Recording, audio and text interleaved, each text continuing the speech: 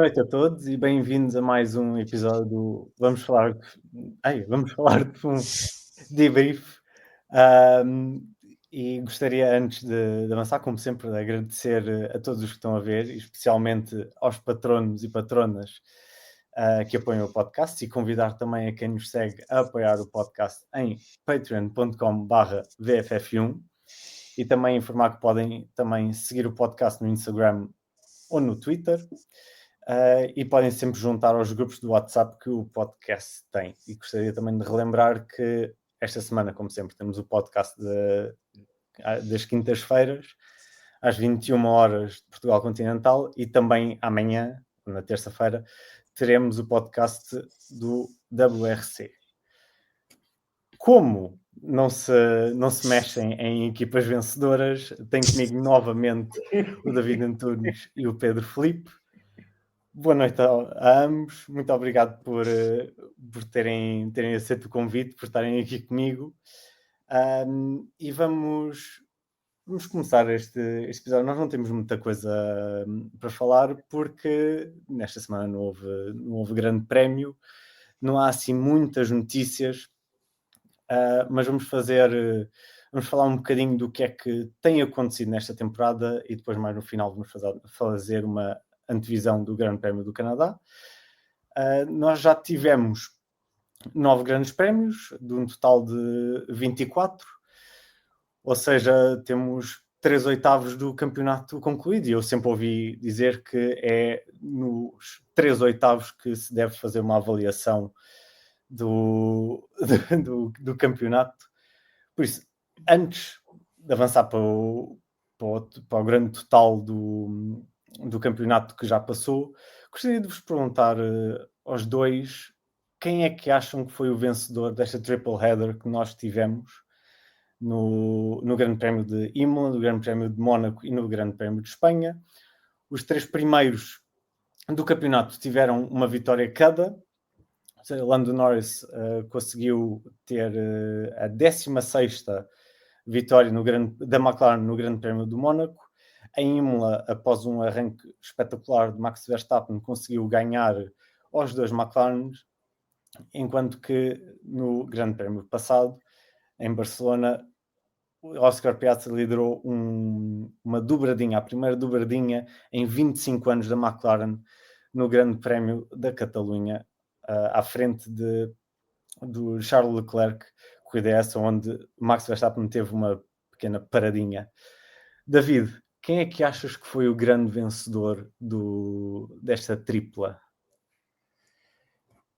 Eu acho que continua a ser o Oscar, porque teve a corrida em Imola teve circunstâncias muito específicas, que foi ele não pôde ir às boxes a quando o Virtual Safety Car, creio, ou se foi Safety Car, Virtual.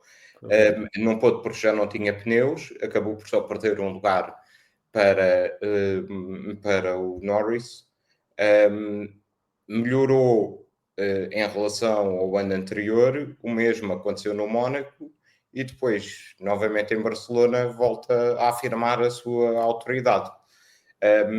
Por isso, eu acho que o Piastri foi o grande vencedor deste triple header, continua na liderança do campeonato, e deu uma demonstração em Barcelona, ele teve um nível altíssimo. Não sei se queres falar já no derrotado destes 3. Não, ainda não. Vamos guardar o derrotado para depois da resposta do Pedro. E atenção, eu estou-me só a referir em relação aos 3 pilotos que estão na luta pelo campeonato. Sim. Claro.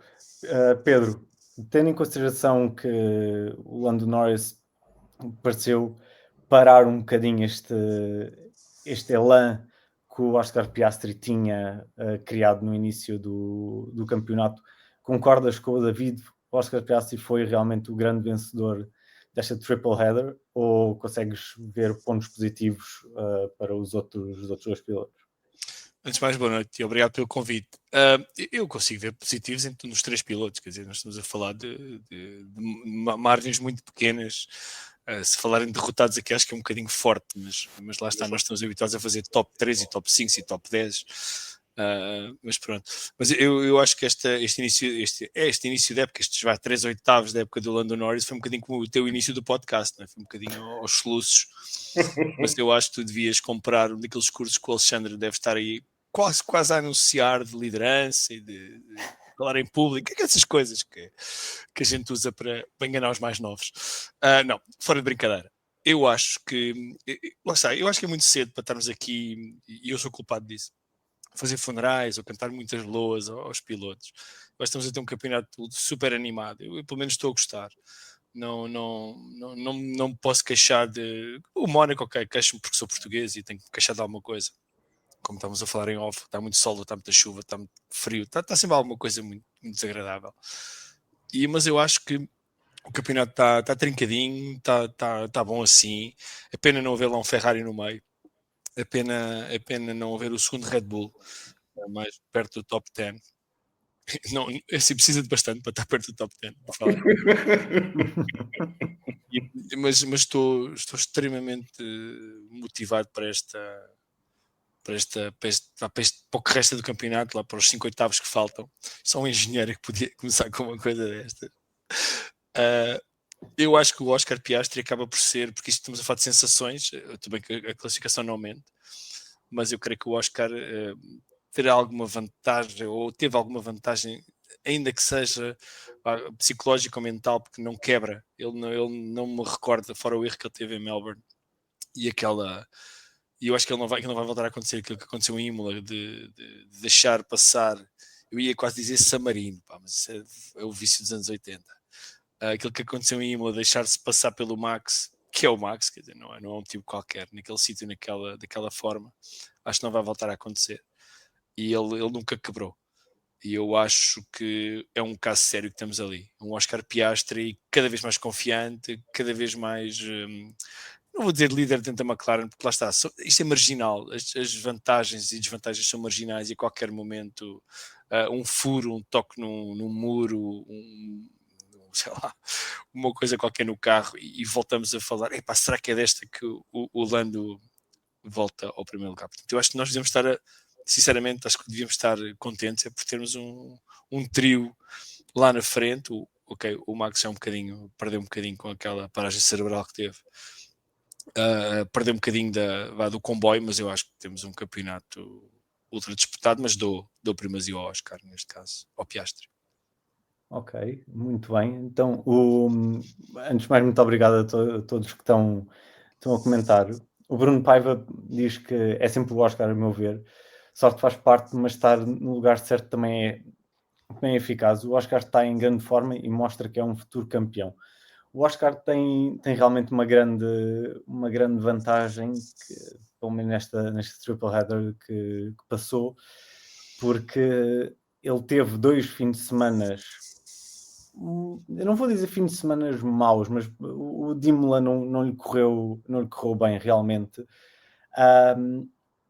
Mas ele mesmo assim conseguiu manter-se no pódio e não perder assim muitos pontos para o Lando Norris. Ele acaba esta triple header e os 3 oitavos do campeonato com mais 10 pontos com o seu colega de equipa e tem quase 2 vitórias de vantagem para o Max Verstappen. David, falaste de derrotados. Quem é que é o teu derrotado destes 3? Aliás, destes 2, porque na verdade só o Oscar já venceu. Honestamente, eu acho que é o Max, exatamente como o Pedro bem referiu, por causa da situação de Barcelona, num campeonato tão disputado, em que estão 3 pilotos ali tão próximos, de repente ficas em 10º. Pronto, isto não é como em 88, que se atirava ao pior resultado de janela fora. E então acho que vai ser um bocadinho complicado para ele. Depois também, se pudermos falar um pouco na vertente do carro, também parece-me que a Red Bull estava com muitas esperanças em Barcelona e aquilo que vimos foi uns McLaren com um ritmo absolutamente demolidor. talvez, na minha opinião, o ritmo mais demolidor que eles apresentaram desde o início da época. Por isso, acho que efetivamente foi o Max e está ali um bocadinho em maus lençóis para as próximas corridas. Pedro, concordas? Sim, concordo obviamente com a análise do David, isso não podia estar mais de acordo. Agora, lá está, eu volto a dizer, falarem de derrotados, um 4 vezes campeão do mundo que está em terceiro lugar do campeonato, bom, ok. Sim, mas eu, por exemplo, se eu percebo a ideia, percebo a pergunta e percebo que também temos que, no fundo, são os 3 que vão lutar pelo pódio no Campeonato do Mundo de Fórmula 1, isso já não temos qualquer dúvida. Creio que muito dificilmente haverá um quarto ou quinto piloto a imiscuir-se. Esse era o que nós, os fãs da Ferrari, os de sempre e os renascidos como eu, gostariam. Sim, porque eu sou um vira-casacas, não tenho problema nenhum em assumi-lo. Vai buscar o casaco. O casaco agora não posso porque teria que me deslocar e isso, para quem está em direto, sobretudo que temos a Bola TV também, portanto não seria de bom tom, não seria boa televisão. Eu sair agora daqui, levantar-me desta cadeira, mas pronto. Eu diria que lá está, e volto a insistir nisto. O campeonato para mim está lançadíssimo. Eu estou a gostar imenso de ver. Podemos falar depois mais à frente de outros pilotos que eu gostava que estivessem um bocadinho melhor, para além do óbvio, que até está aqui por cima do meu ombro. Não sei se vocês conseguem ver, ele está ali. Gostava de falar de outros pilotos. Mas o Max dos 3 obviamente é o que está em posição mais precária, e só porque tem o pior carro dos 2. O Red Bull nem sequer é o segundo melhor carro, na minha opinião, no global. Tem um piloto que faz a diferença, não é? Aquele piloto que com um carro difícil consegue comatar algumas fragilidades, sobretudo de inserção em curva, etc., de controle do carro em curva, que outros pilotos, está comprovadíssimo, não conseguem fazer. Eu acho que o Max dos 3 obviamente é o que tem a tarefa mais difícil, mas eu não vou descartar o Max enquanto matematicamente for possível, porque o tipo é um animal competitivo, ele não desiste, dificilmente deitará a toalha ao chão, por muito que os GT3 sejam apetecíveis e a nova equipa de simulador que ele tem, etc., de iRacing. Eu continuo a achar o Max, lá está, é o terceiro deste trio Admira, não é? Mas lá está, eles são, nós podemos imitar, nós somos os 3, que a semana passada, estamos aqui esta semana. Quem é quem neste grupo, não é? Não sei. Eu não quero ser da McLaren porque o carro é feio como o diabo.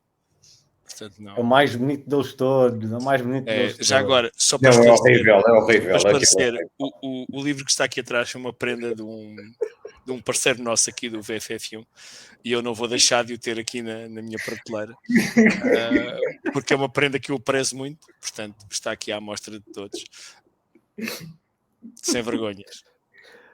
Foi no Secret Santa. Não, e depois posso dizer quem foi que ofereceu, mas vocês podem calcular também. Eu sei quem foi.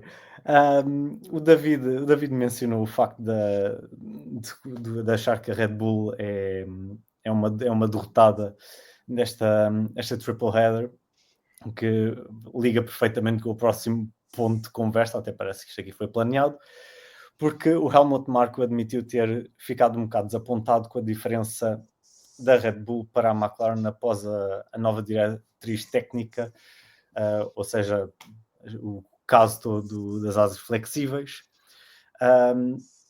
Neste caso, David, terá a Red Bull finalmente, depois deste resultado, de olhar para o seu carro e perceber exatamente qual é que é o seu erro, em vez de estar simplesmente à procura de tentar encontrar e cancelar o segredo do carro da McLaren? Eu creio que sim, porque vi umas notícias, não consigo agora referir a fonte, de que o Warner tinha dado um ultimato à equipa sobre o desenvolvimento técnico do carro para até a seguir ao verão estarem as questões resolvidas. Portanto, estas declarações do Helmut Marko foram muito interessantes, porque ele veio mesmo dizer o que é que eles estavam à espera que acontecesse em Barcelona com a nova diretiva técnica e que não se verificou. E se calhar conseguimos agora contextualizar um pouco melhor as declarações do Max antes do Grande Prémio do Mónaco, em que quase que dava a entender uma eventual decisão sobre o seu futuro, assim, um bocadinho entre linhas, após o Grande Prémio de Barcelona, que era aí que estava à espera de ver o andamento do carro e tudo isso. Portanto, eu acho que eles aqui, primeiro, tiveram a perder tempo desnecessário, porque tiveram a perder mais tempo a tentar destabilizar uma equipa rival, em vez de trabalharem no carro para conseguir rivalizar com essa equipa. E acabou por não compensar nada, porque lá está, como referimos ainda há pouco, o ritmo da McLaren foi, eu acho que foi mesmo avassalador no Grande Prémio de Barcelona. Por isso acho que eles agora têm um problema grave, que é, vão ter que transmitir ao principal piloto confiança na direção que têm gente na equipa para desenvolver um carro e que são capazes de lhe dar um carro capaz de lutar pelo campeonato do mundo. Não é que este não esteja, mas é muito no braço. Por isso, mas foi interessante. Pedro, tu também, tendo em consideração o que nós tínhamos estado a ouvir e a força com que a Red Bull quase que forçou a FIA a tomar esta decisão da nova diretriz técnica, também ficaste um bocado desapontado com esta diferença que a Red Bull teve para a McLaren? E como o David disse no final do Grande Prémio, após o safety car, a McLaren teve mais de um segundo por volta mais rápido que todos os outros carros. É verdade. Eu fico desapontado, sim, em tese. Ou seja, eu não gosto de mudanças de regras a meio da época e falámos disso aqui a semana passada. Acho que não é justo, acho que não é assim que se faz. Se bem que estava previsto, obviamente, desde o início da temporada que iria haver esta diretiva técnica a ser implementada em Barcelona. Portanto, se estava combinado e todos concordaram. Eu, por princípio, não estou de acordo com estas alterações, mas obviamente há sempre aquela esperança que haver aqui um duplo difusor, uma bala mágica que alguém descubra, nas asas ou não, que possam alterar a ordem das coisas, porque a gente quer chavascal e confusão e incerteza nos resultados e luta roda a roda e que não haja precisões como no Mónaco, se bem que a pista não ajuda, mas que não haja precisões e um domínio avassalador de uma só equipa, que parece ser um bocadinho a história da Fórmula 1, com exceções a espaços nos últimos anos. Não fiquei surpreendido, porque isto não é aqueles jogos que nós jogávamos quando éramos miúdos no computador, em que era à vez, que agora jogas tu, agora jogo eu. Não, isto não é xadrez.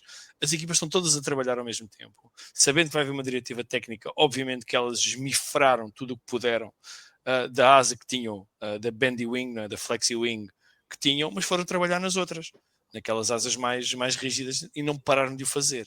E parece que a McLaren não só é boa a fazer coisas flexíveis, como é boa a fazer coisas mais rígidas. E melhor que os outros todos, aparentemente. E parece-me que a vantagem da McLaren não está só ali. Acho que haverá outras coisas. Na cor não é certamente, que aquilo é de fugir. É de fugir. Mas que o carro é bom que se farta. Aquilo anda a sério. Agora, o que a Red Bull fez, e já agora como ninguém o fez, eu vou fazê-lo, não tenho problema nenhum em fazê-lo, chorão. Red Bull, chorões, não são racers, são chorões, porque cada vez que o Toto Wolff falava e se queixava era um chorão. O Warner Spice Boy, quando fala, não pode ser considerado um racer, tem que ser um chorão também. Portanto, são todos chorões. Isto prova que eles são todos iguais, todos se queixam dos pneus, todos se queixam da temperatura, todos se queixam do toque que levaram ou não levaram, ou que acham que levaram de propósito. Portanto, até os diretores de equipa, para o Christian Horner, eu diria, change your effing car. Portanto, temos pena. Pois, realmente eles passaram muito tempo a chorar e a chorar, isto é como quem diz, a mandar bocas e a mencionar esta diretriz técnica como se fosse um reset. Como adepto da McLaren, achei um bocado é irónico, parecer que a distância acabou por aumentar um bocadinho, mas também foi uma corrida e pode mudar muito rapidamente.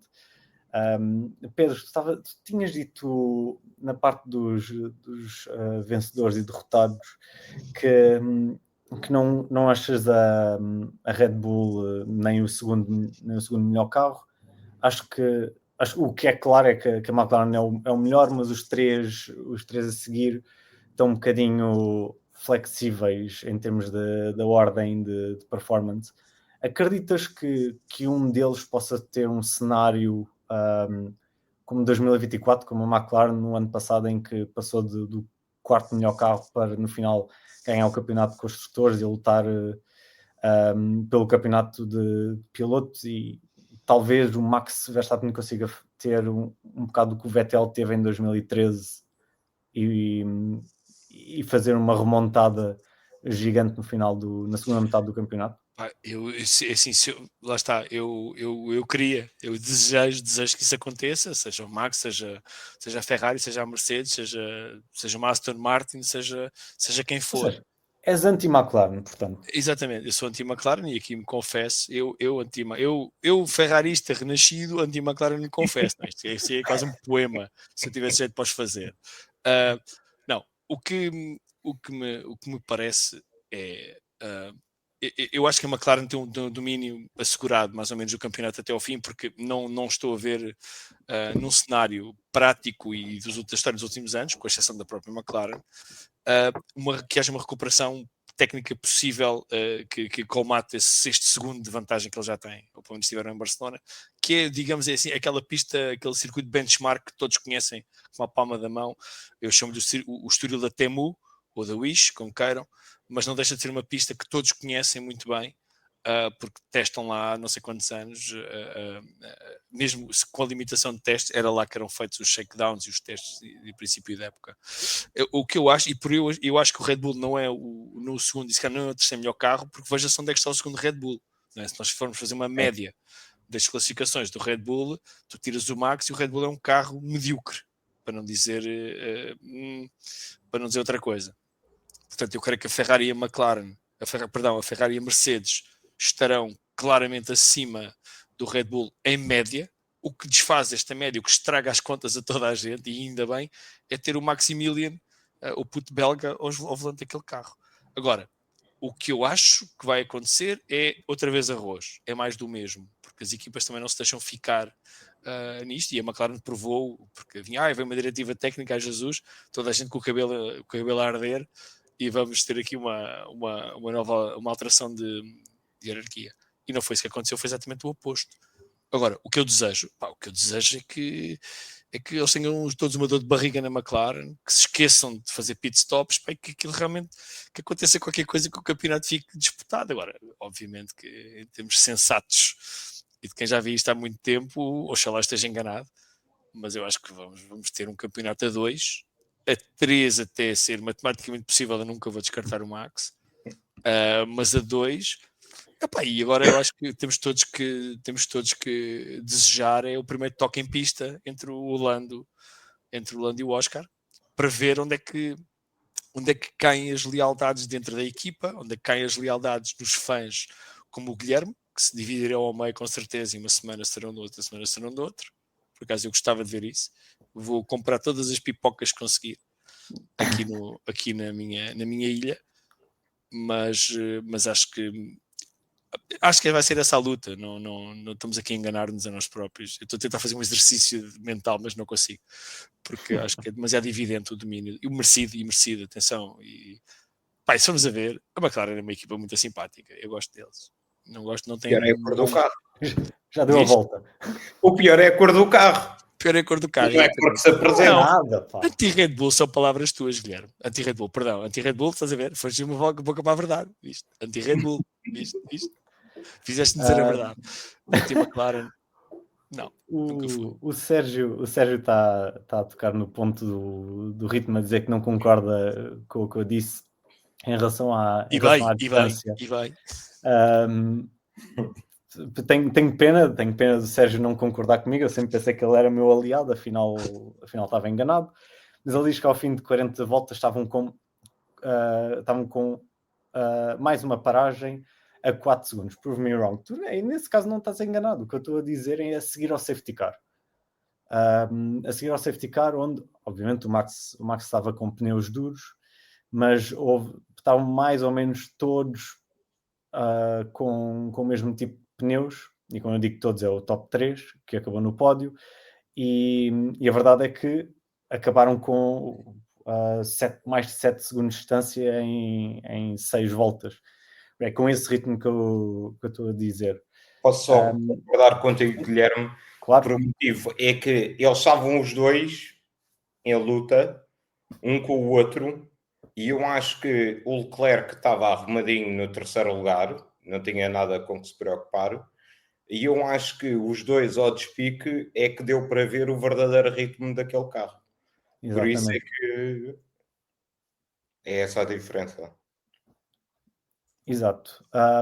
Mas continuando agora continuando no tema da Red Bull, saiu a notícia do plano de contingência que a equipa tem para uma eventual suspensão do Max Verstappen, que envolveria a subida ou do Adjar ou do Lawson para a equipa principal da Red Bull.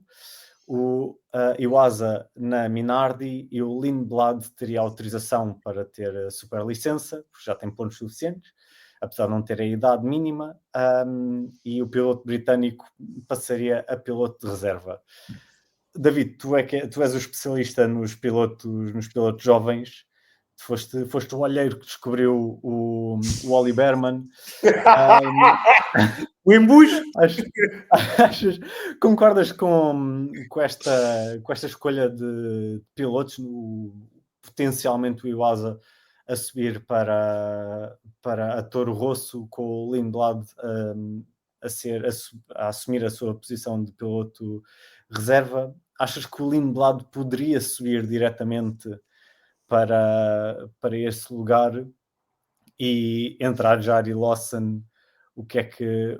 Qual é que tu esta pergunta eu acho que é bastante simples, na verdade. É assim. Eu não quero que, para não verem as Maximes aí todas malucas, eu não quero que o Max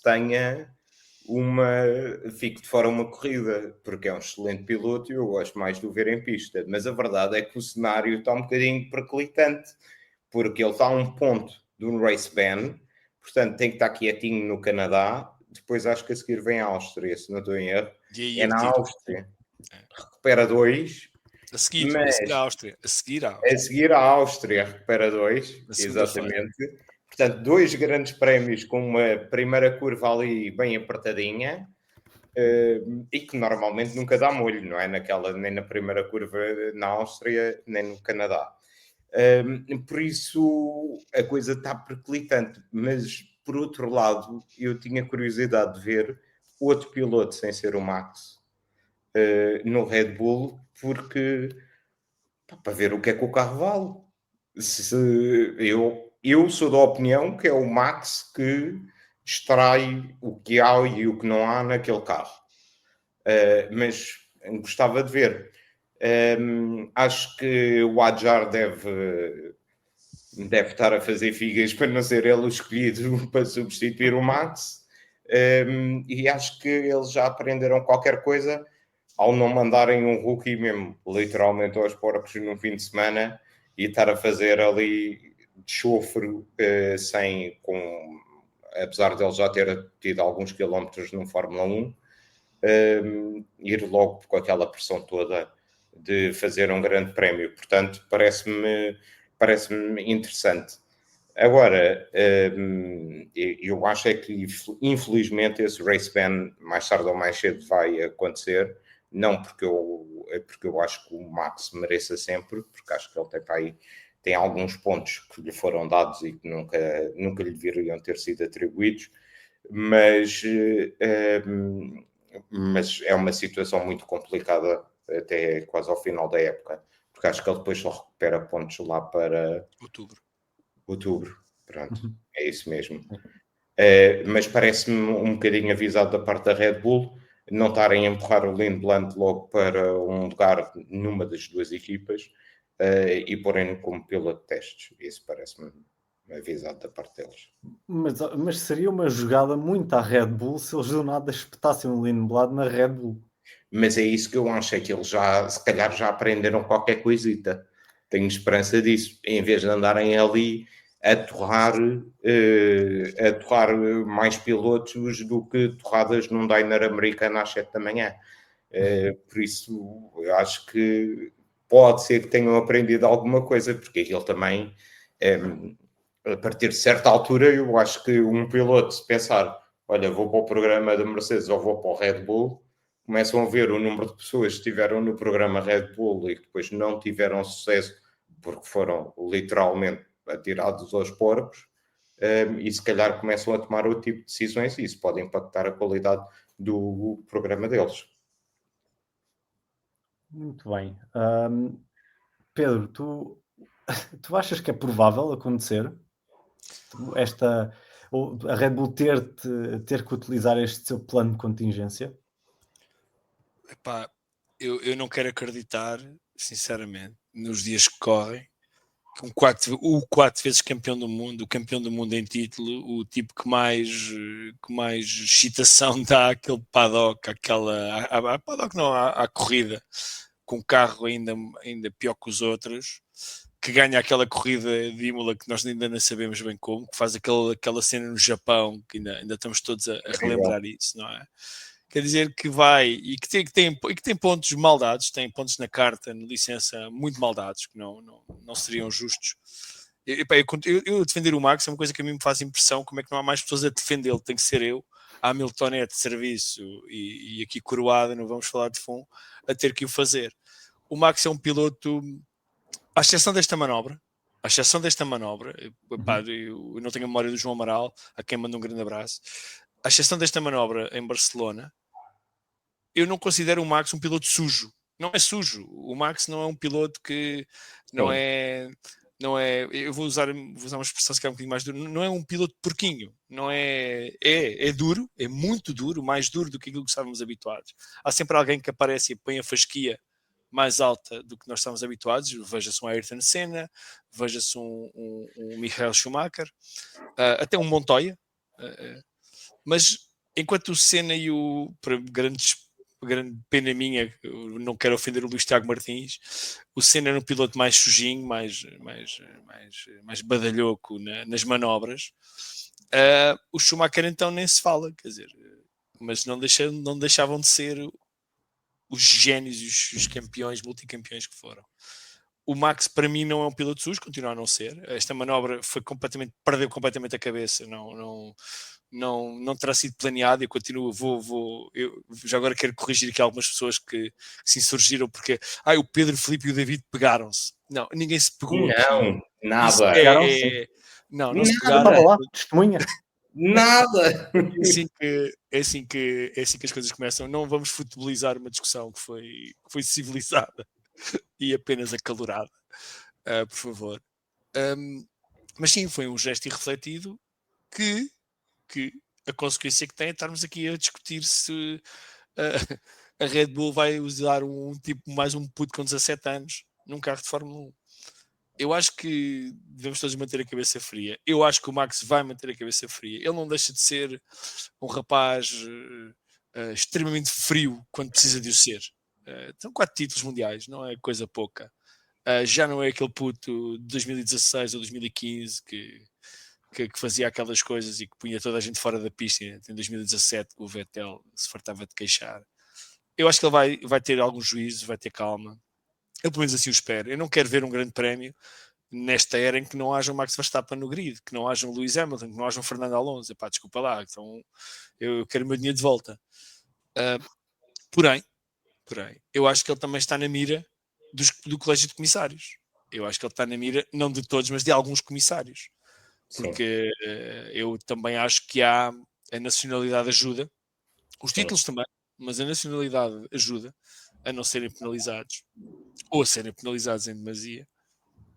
E pronto, esse cenário está-se a colocar. O que a Red Bull vai fazer? Bom, só eles sabem, acho que nem eles sabem. Aliás, acho que não sabem, acho que devem andar a criar cenários, cenários nas nuvens. Porém, eu acho que assim que o Max levar o primeiro ponto, há 2 tipos que desligam imediatamente o telefone. Um deles é o Adjar e o outro, se calhar, vai ser o Lawson, que se calhar não quer voltar a passar pelo tarião que levou enquanto lá andou. Porém, pode haver aqui aquilo que os ingleses, os americanos chamam de silver lining, que é, espera aí, não está lá o Max, vamos lá ver o que é que eu valho naquele carro contra o Yuki. E aí sim, este raciocínio, se calhar para mim já faz mais sentido. Não é? O Adjar quer evitar, mas espera aí, se está lá o Yuki I got him. Não é? Eu se calhar o Yuki eu trato-lhe da saúde. Ou não, ou se calhar nem sequer pontuam. Eu acho que isso seria muito mais interessante do que estarmos a ver um Iwasa ou mesmo o Lindblad a serem promovidos à Fórmula 1, ou pelo menos à Red Bull, à equipa principal, assim do nada. Eu estaria mais interessado em ver um mano a mano, um Adjar Yuki, ou assim, uma coisa deste género. Era assim o que mais me Eu vou ser sincero, eu não me importava nada que fosse. Obviamente, eu não quero que isto aconteça, mas numa eventualidade em que o Verstappen tem uma penalização, penso que era o Sérgio que estava a dizer na curva 6 do Canadá, Max tira o pé e o Russell capota sozinho, 3 pontos na licença ao Max e 25 ao Alonso. Eu nesse cenário eu até gostaria que fosse o Lawson a subir para porque eu acho que assim podíamos fazer um episódio especial em que só sou eu e o Alexandre a ver o Lawson contra o Tsunoda para ver quem é que é melhor. Fazer um watch along. Não passavam a primeira curva. Olha, nem se qualificavam. Eu não posso aumentar o meu tier de patrono porque já estou no tier máximo, mas eu se calhar fazer um superchat só para ver isso. Eu acho que quinta-feira pode haver um superchat daí. O Luís Rodrigues diz que ainda vão buscar o Pérez. Isso aí realmente nós precisávamos que fossem todos os carros. Era a Red Bull ter vários carros da Red Bull, punham os pilotos todos deles e logo víamos quem é que era realmente o melhor. O Bruno Paiva está a dizer para eu deixar o Lawson. Eu vou ser sincero, eu só digo isto porque o Alexandre me teve a chatear a cabeça durante 3 meses. Mas falando já que mencionámos o nome dele, vamos falar no próximo tema, que é desilusões. E tivemos a falar dos pilotos da Red Bull, por isso a desilusão do Tsunoda. O Tsunoda mal entrou na Red Bull, começou a pontuar, não muito, mas foi obviamente mais que o Lawson fez. Mas teve nestes últimos 3 grandes prémios um desempenho assim meio pó desastroso. Pontuou uma vez, teve um 10º lugar, e depois foi 17º e 13º. David, como é que tu avalias este segundo carro da Red Bull? Acho que eles devem desejar que voltem as regras em que podiam competir só com um carro ou algo assim do género, porque realmente a situação não está fácil. Mas eu fico sempre um bocadinho com a sensação que aquele carro é para experiências. É mesmo a sensação com que eu fico, e depois não fico nada sossegado cada vez depois se qualificou em 20º, saem do pit lane e mudou o carro todo de sábado para domingo. É um Frankenstein. É completamente. E ainda por cima, ainda é mais interessante, mudou o carro todo de sábado para domingo, mas acho que eles ainda não violaram nenhum dos recolheres obrigatórios da equipa de mecânicos. Portanto, é assim, não tem segundo piloto, mas tem uma boa equipa de mecânicos, de certeza. Mas começa a ser um bocadinho estranho, porque eu honestamente não me lembro de uma situação idêntica na Fórmula 1, de um segundo piloto de uma determinada equipa estar. Eu sei que o Max é bom, mas também não exageremos, não é? Quero dizer, não me lembro de nenhuma. Honestamente, tenho dificuldade em recordar-me numa situação em que houvesse uma distância tão grande entre o primeiro e o segundo piloto. Mas não sei o que é que eles vão fazer mais. Já vieram pôr um bocadinho de pressão sobre o Yuki. Não sei quem é que eles têm lá mais para pôr lá na torradeira, mas a situação está a ficar um bocado complicada. E depois também ouvimos as declarações do Tsunoda, e também não conseguimos perceber o que é que se está ali a passar, porque ele também não só diz que o carro é difícil, não dá para compreender. É que estas últimas 3 corridas foram mesmo bastante fracas da parte do Tsunoda. Sim, depois, e há outro piloto que desiludiu nestas 3 corridas, foi o Colapinto. Qualificou-se 15º, 20º, 19º e na corrida foi 16º, 13º, 15º. E teoricamente ele só tem 5 corridas para ser avaliado o seu ritmo.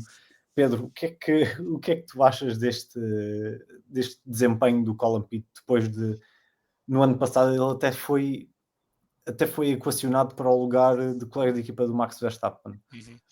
Como é que tu vês estes resultados?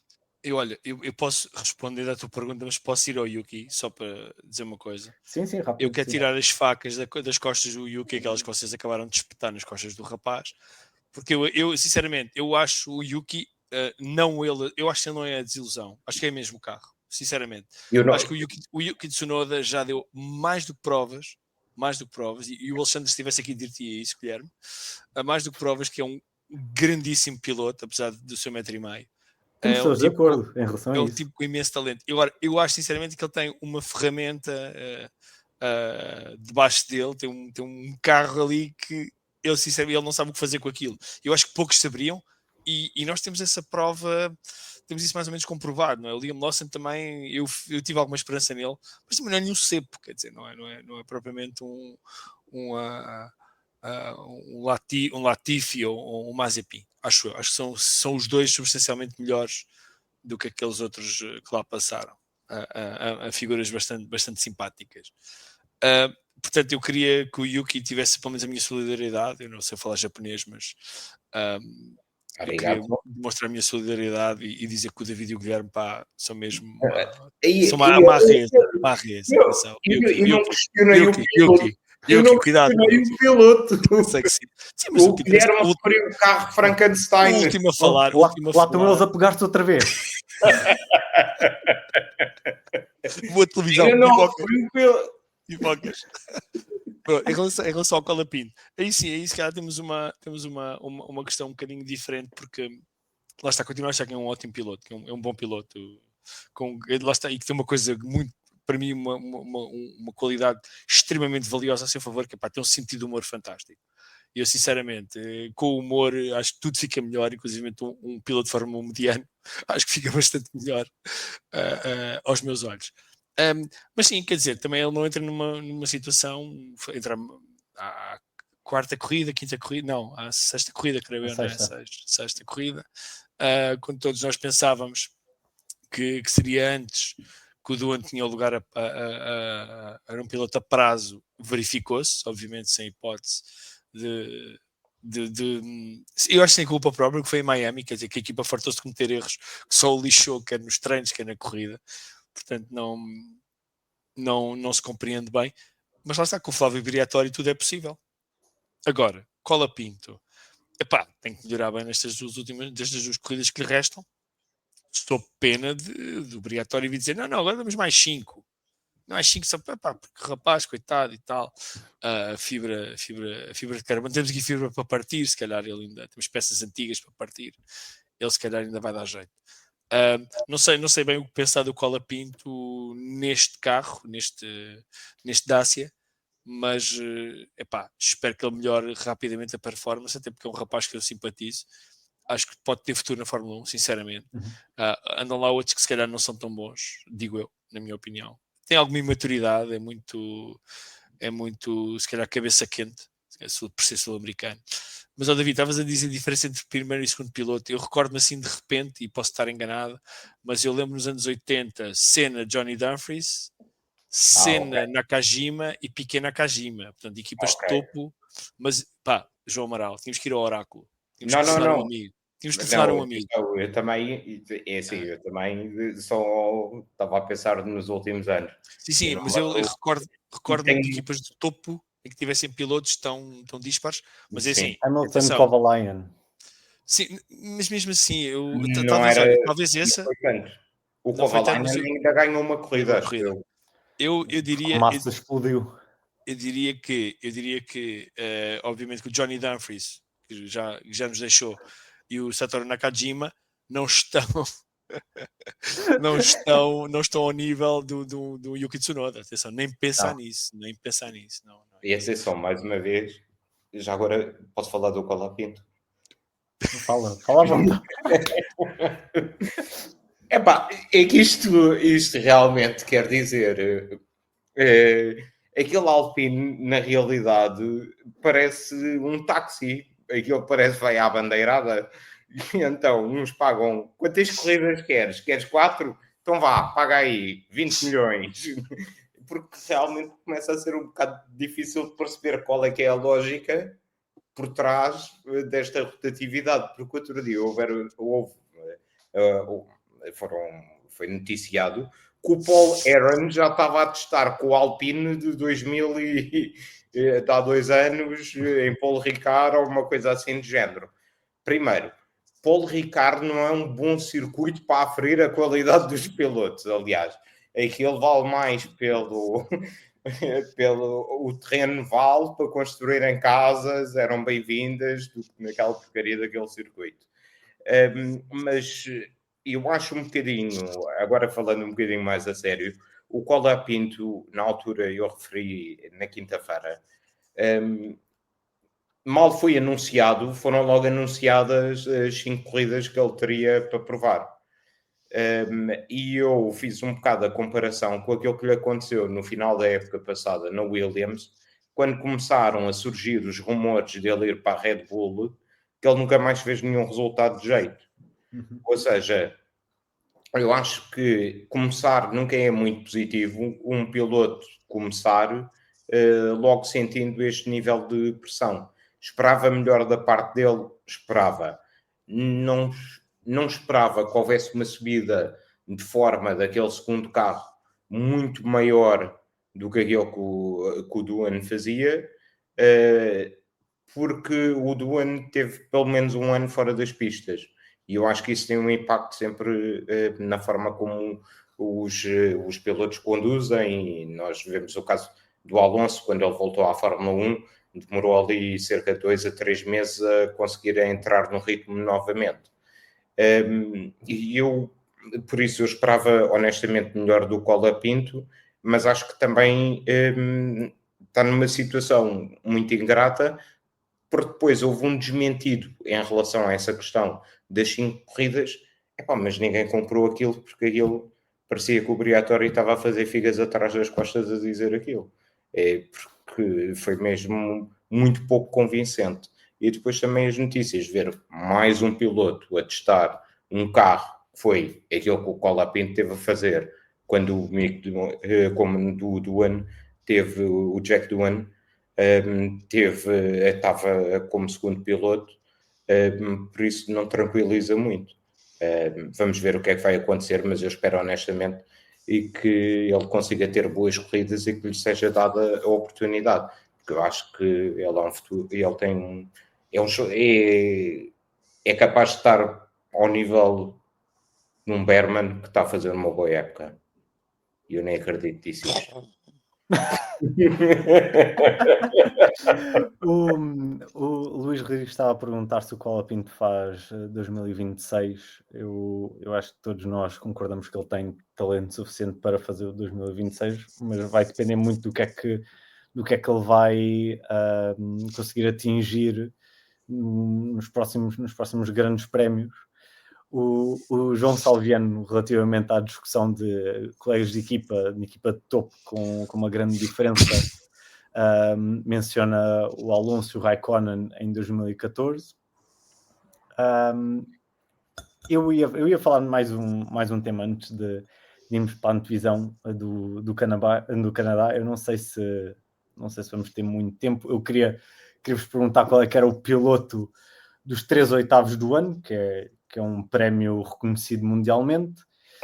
Eu selecionei o Oscar Piastri por ter assumido a liderança tanto do campeonato como um bocado da McLaren. O Max Verstappen por estar a fazer milagres de tentar lutar contra a McLaren. O Russell pela sua consistência no Mercedes que é inconsistente, Charles Leclerc está um bocado a evitar um desastre na Ferrari, ou o Adjar que está a ser o melhor rookie, na minha opinião, e está a surpreender e muito na sua estreia da Fórmula 1. Assim, rapidamente, um nome, Pedro.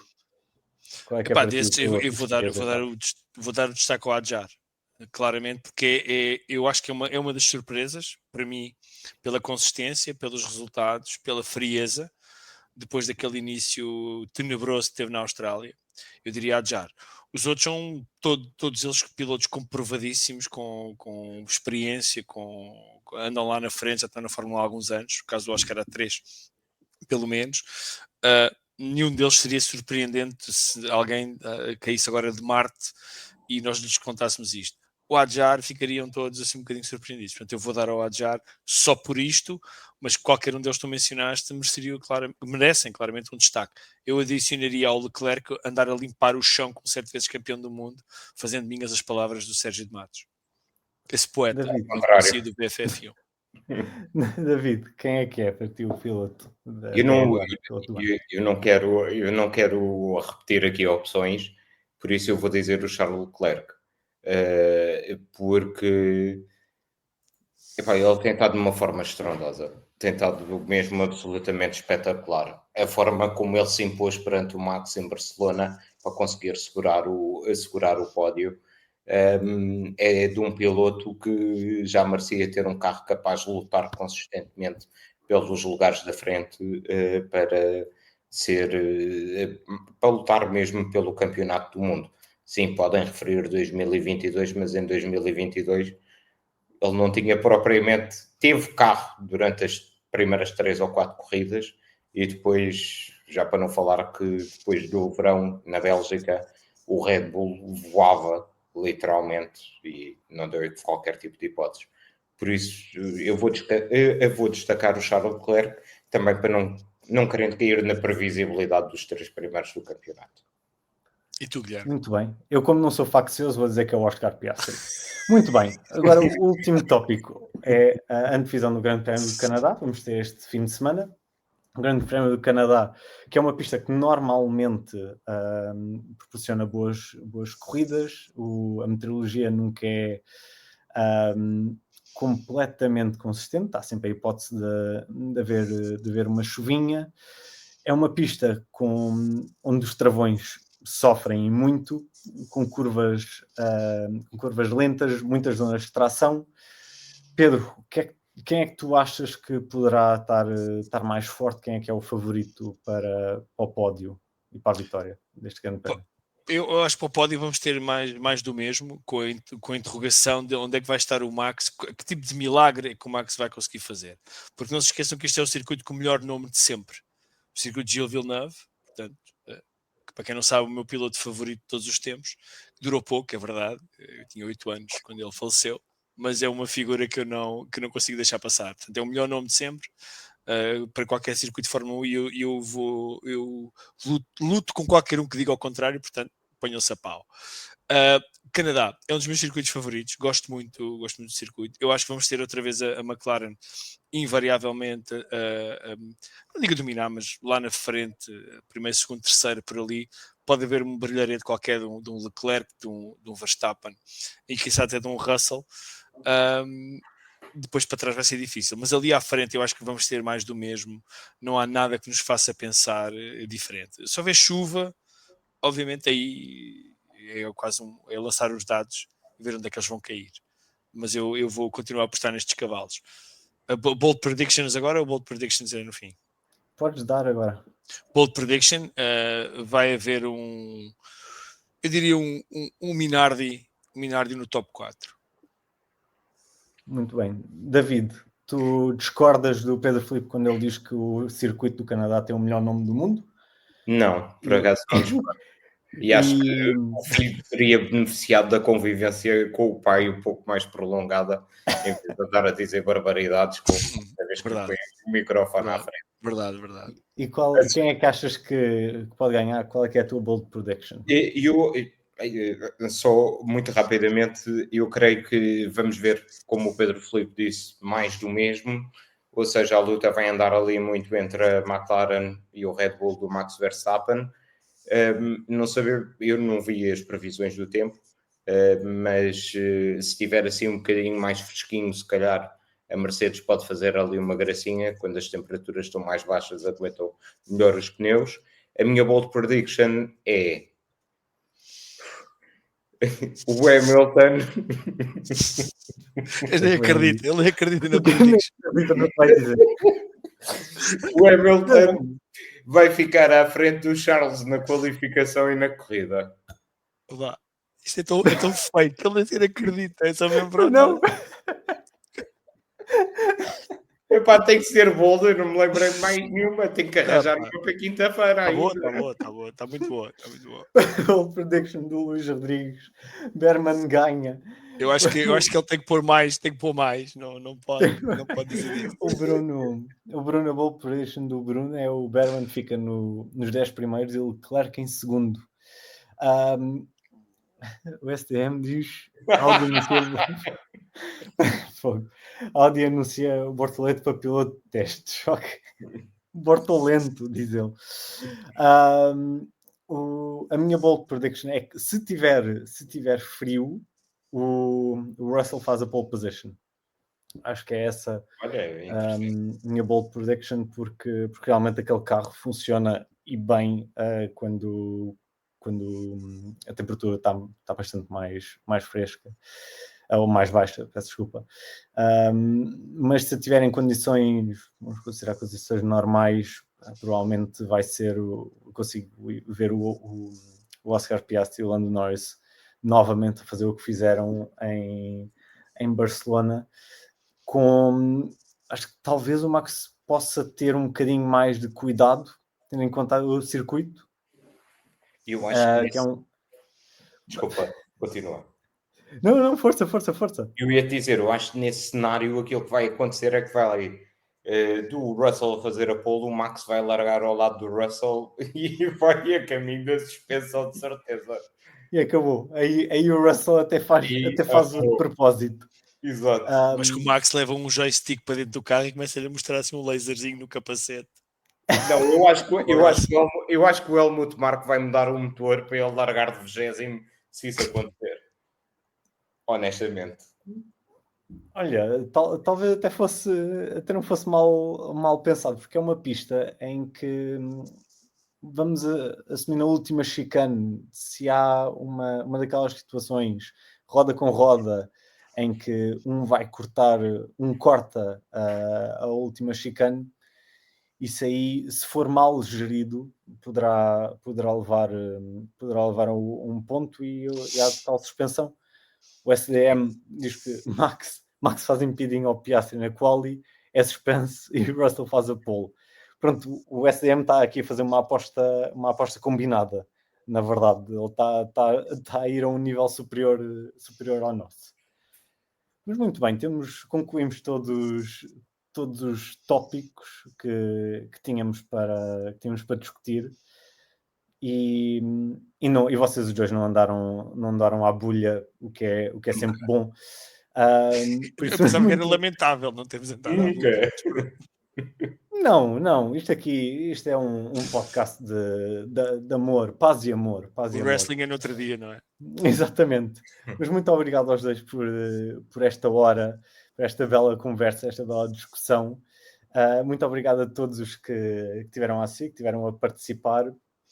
No próximo fim de semana temos o Grande Prémio do Canadá e também é o início são 4 grandes prémios em muitos poucos fins de semana, com muitos poucos fins de semana de intervalo. Grandes prémios do Canadá, da Áustria, de Silverstone e de Spa, que são sempre grandes prémios com muito interesse e que criam normalmente boas corridas. Muito obrigado a todos e vemo-nos para a semana.